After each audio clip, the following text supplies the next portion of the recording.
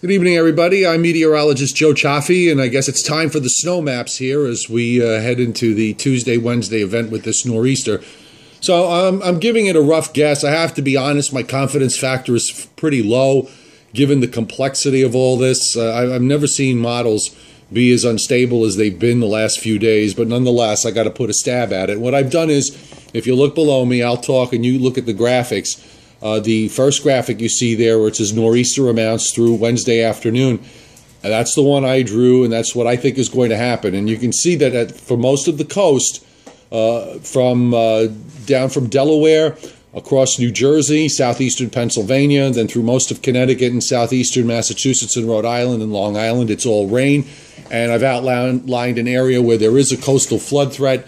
We're going to be under a northeast wind tomorrow and Tuesday and Tuesday night, and along the coast, some of those winds are probably going to gust to about 45 or 50 miles an hour. From the standpoint of a nor'easter, in terms of intensity, I'm thinking this is going to be a moderate nor'easter, and being that we are coming off the full moon and the high tide cycle, tides are going to be running above normal anyway, so that might enhance some of the coastal flooding. So if you're in an area that normally floods during a moderate nor'easter, then you can probably rest assured that you'll probably see some tidal flooding in this event. Now, as far as snow amounts are concerned, there could be a couple of inches when the first shot of rain arrives and moves into the colder air on Tuesday in the Hudson Valley and in northwestern New Jersey and even in eastern New Jersey, but that's all going to go over to rain. So that whole area is in the rain area. You get into Pennsylvania, I put it in a narrow band of 4 inches plus, and then that quickly rises up to 8 inches plus in the northeastern part of the state. I've included an area in the lower Catskills there where somebody could wind up with a foot. Again, confidence factor not all that high. I think the heaviest snows, the 1 foot plus snows, upstate New York, middle and upper Hudson Valley, northeastern New York, through Vermont, New Hampshire, and most of Maine. So that's how I think it's going to play out.